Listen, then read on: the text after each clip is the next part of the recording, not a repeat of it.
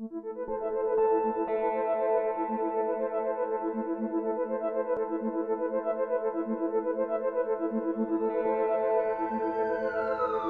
was an early morning when we received a call for a 51-year-old male on cardiac arrest from one of our local gyms. I coach over there Tuesdays and Thursday mornings, and it was the 5:30 class, so we did a little workout, some rowing, some kettlebell swinging. It was right at the change of shifts, so we were lucky enough we had 2 shifts.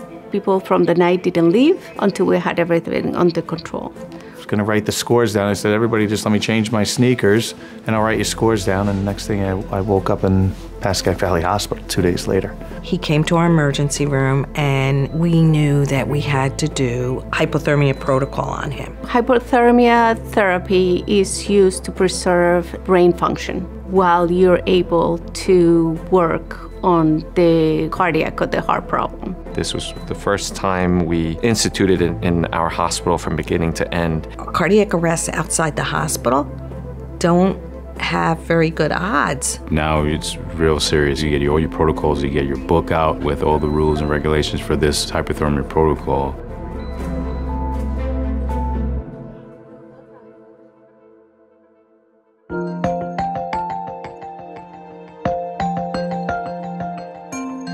And within 48 hours, Mr. DeMaria was awake and talking and was able to be transferred to the Hackensack main campus. My recovery is truly miraculous. In Jim's case, it was a great outcome. James has no brain injuries. It's almost as if this didn't happen to him, which is very rare when you're dealing with a cardiac arrest.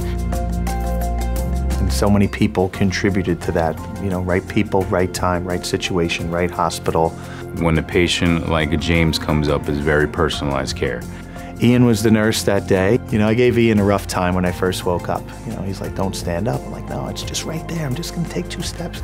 I am a registered nurse by profession, and the staff here, everybody was super nice. That's really what you remember as a patient. At the end of the day, the hospital made my family feel comfortable and confident that I was in the right place. What we try to focus on in our emergency department is really giving the personal touch. And being in a smaller community hospital, I feel that we can achieve that better. I felt supported here. My family felt supported here.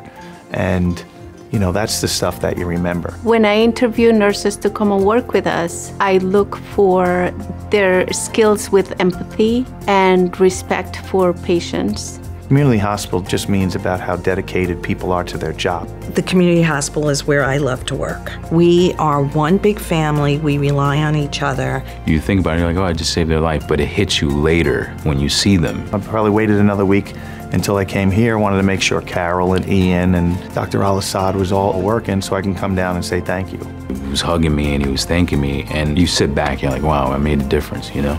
Having him come back, seeing us, and that look in his face every time he sees us is really, really touching and rewarding for us. Even the staff that had not been there that day was very touched by knowing that this is what we do every day. I'm indebted to this hospital. I owe them my life. And the big hospitals in the cities, yes, they do a lot of miraculous things, but you know, the community hospital does miraculous things on a much less publicized level, I feel.